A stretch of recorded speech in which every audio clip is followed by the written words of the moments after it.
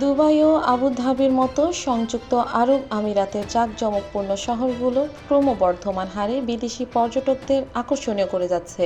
এর পেছনে রয়েছে দেশটির সরকারের নেয়া সুদূরপ্রসারী পরিকল্পনার বাস্তবায়ন। এই কারণে দিন দিন ফুলে ফেঁপে ওঠা এ খাতে প্রতি বছর যুক্ত হচ্ছে নতুন নতুন কর্মসংস্থান। পর্যটন শিল্পে শুধু চলতি বছরেই প্রায় 24,000 নতুন কর্মী যোগ দেবেন বলে এক আর্থিক প্রতিবেদনে জানিয়েছে world travel and tourism council. একসময় জ্বালানি তেলের উপর নির্ভরশীল ছিল ইউএইর অর্থনীতি। সাম্প্রতিক বছরগুলোয় সেই নির্ভরশীলতা থেকে সরে অর্থনীতির বৈচিত্র্যকরণ নীতি বাস্তবায়ন করেছে ইউএই। এর আওতায় ভ্রমণ ও ব্যবসা বান্ধব ভিসা ও লাইসেন্স সুবিধার কারণে দেশটি হয়ে উঠেছে কাঙ্ক্ষিত গন্তব্য।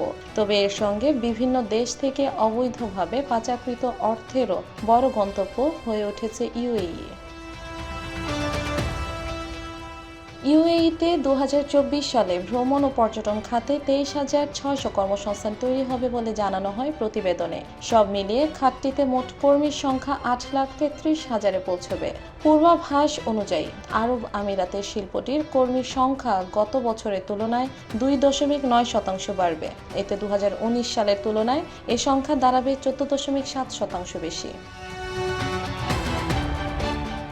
2023 সালে দেশটিতে এ খাতে কর্মী সংখ্যা 5.3% বেড়ে 8,09,300-এ দাঁড়িয়েছিল।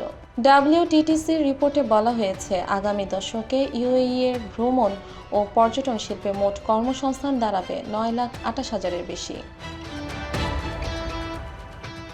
পর্যটনের ক্ষেত্রে ইউএই ভ্রমণ বেশ সহজ করেছে।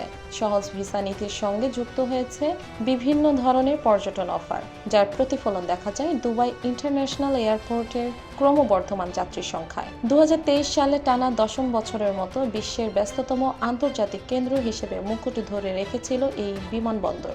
গত বছর 8,69,00,000 যাত্রী এখানে সেবা পেয়েছে, যা আগের বছরের তুলনায় 31.7% বেশি। কোভিড-19 মহামারীকালে ইউএই শিথিল নীতি অবলম্বন করলেও 2020 সালে দেশটিতে পর্যটন খাতে ধস নামে। ওই সময় কর্মীদের বড় একটি অংশ কাজ হারিয়েছিলেন। তবে 2022 সালের কর্মসংস্থান অনেকটাই পুনরুদ্ধার হয়। 2019 সালের তুলনায় 2023 সালে এই খাতে কর্মসংস্থান 11% বেড়েছে। চলতি বছর ইউএই এর জিডিপিতে ভ্রমণ ও পর্যটন খাতের অবদান 23,640 কোটি দিরহামে পৌঁছবে বলে পূর্বাভাস দিয়েছে WTTC। এর মাধ্যমে খাতটি ইউএই এর অর্থনীতি 12%-এর প্রতিনিধিত্ব করবে। সব মিলিয়ে প্রবৃদ্ধির হার 2023 সালে 7.6 ও 2019 সালের তুলনায় 23% বেশি হবে। 2024 সালে দেশটিতে আন্তর্জাতিক দর্শনার্থীদের ব্যয় বছরে 9.5% বেড়ে 19,200 কোটি আমিরাতি দিরহামে পৌঁছেছে বলে অনুমান করা হচ্ছে।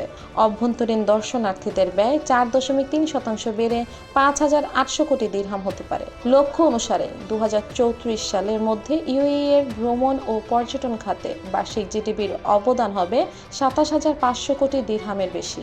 এ সময় খাতটি দেশটির অর্থনীতির প্রায় 11%-এর প্রতিনিধিত্ব করবে।